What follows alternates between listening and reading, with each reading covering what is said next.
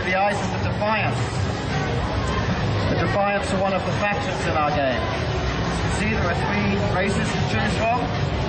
If you had chosen the other faction, the Guardians, there would be 3 different races. There are a total of 6 playable races.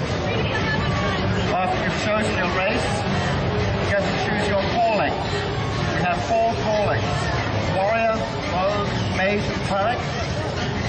But there's a lot of customization available within each calling, and I'll be showing you that in detail later.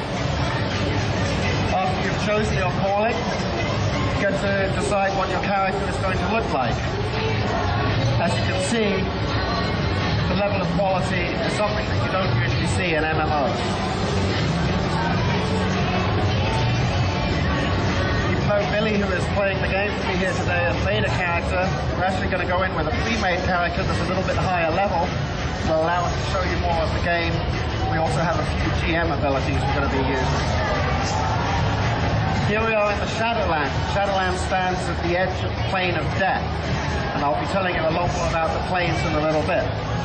Up in the sky you can see Telara, your ultimate destination. However, you can also see that it's in a great deal of trouble. It is being torn apart by the dragon god Regulus. Coming out of Telara, you can see the soul stream. These are the souls of the dead from the wars and the trouble that is going on in Telara. Here in the Shadowlands, the Defiants are using an ancient and dangerous technology invented by the F many years ago to pull souls out of the soul stream, reconstitute them as ascended Telarans, which is you, the player. You get your abilities and your power from the souls of these past warriors. After the player has finished the starting experience, they'll find themselves here if they're a Defiant. This is Free March. We're now actually on Telara itself. Telara is protected by a ward that was put in place by the gods many years ago. However, the problem is that the ward is beginning to crack and break. And where those cracks happen, rifts can occur from any of the planes of power. There are 6 planes of power: life, death, earth, air, water, and fire. I'll be showing you a rift event in a little bit. In the distance, you can see the capital city of the Defiance, Meridian. And we're actually going to use a GM ability right now to get over to Meridian. And I'll point out these loading screens that you're seeing. You would not actually encounter these in the game. Telara is a fully seamless, integrated world. The loading screens are just purely because we're using our GM abilities to teleport great distances across the world. Here in Meridian is where the Defiants are researching the technology I spoke about. However, it is also a big social center for players. Any players that are used to MMOs would find a lot of the amenities that they are familiar with here: crafting hall, auction house, bank, traders, merchant. All of the things you come to expect in an MMO are here in Rift Plains Telara, along with some unexpected dynamic content that I'll be showing you in a minute. Before we go and do that, I'd like to go out to the training yard and tell you a little bit about the class system. As I mentioned to you before, you get your power from the souls of past warriors on Telara. Here is where you actually get to attune the soul to play the way you want to play. The calling you chose will define what armor you can use, it will define what play mechanic you have, but within that, you can change and tune your character to be exactly how you want it to be. As you progress through the game, you'll find that you are not limited to one soul. You can in fact unlock slots to slot other souls that you can find and collect through the game. The ship we're planning to have 8 souls within each calling, and you can choose any 3 at any time to mix and match to fit your playstyle. For example, here Billy has the Nightblade going. This is a high DPS stealth rogue character. However, he also has Ranger slotted. This gives him some abilities that are not commonly seen. Maybe he's a little jealous of the Elementalist and his pets. Here the Ranger has some pet class abilities as well. So Billy can absolutely make the class the way he wants to play the game.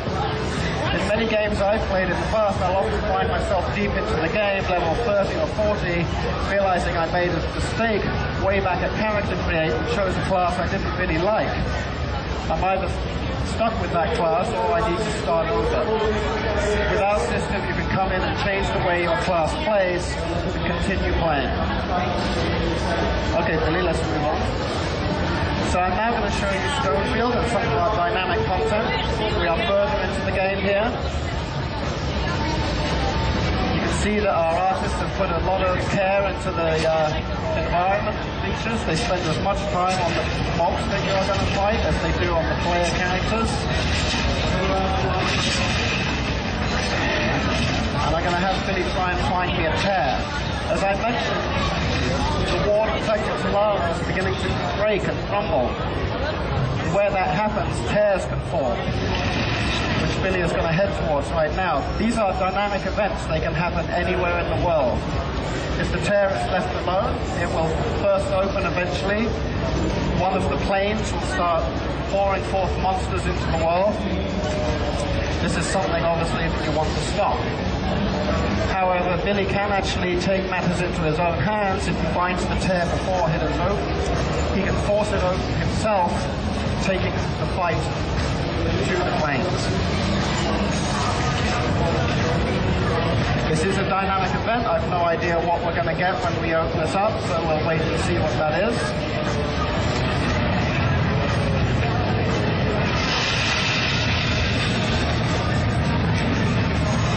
Like the life rift. Okay, the plane of life is invading Telara. This is actually happening in the open world. This is not an instance. You have not been teleported anywhere. Players can see these events from miles away. They're designed to draw players together for social gameplay. Everything has changed here. Sound has changed. The monsters have changed. The very environment has changed. Gameplay has actually changed. There's a new UI element up here that's showing Billy what he needs to do to complete this stage. If he completes this stage, he can unlock further stages. The more stages he unlocks, the more fat loot he can get. For those of you that play MMOs, we all know it's about the fat loot. I would like to point out, though, that Billy is earning his loot through a contribution system.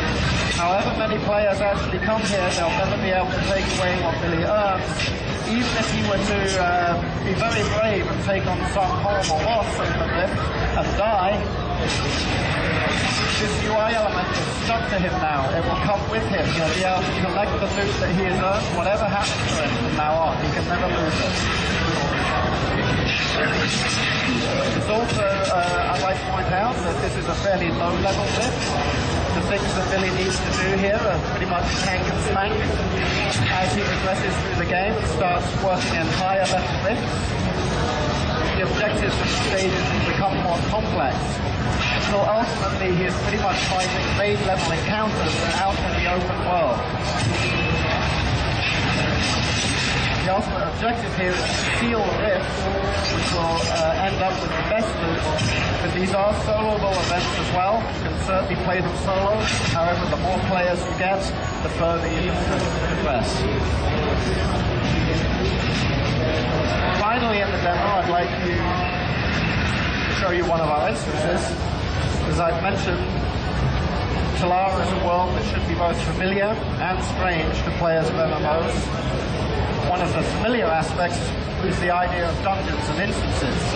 We have several dungeons and instances already up and going. This one here, the Deep Strike Mines, is one that is built for a single group of 5 players. Billy and a few of his friends would come here and face a much higher level of challenge, discover the story of what's going on here. The Endless Court have invaded. They are the cult of death, so the place is overrun with the undead. Seeing as it's not a good idea to come into instances on your own, Billy has made himself invisible to the monsters in here. This is a GM ability.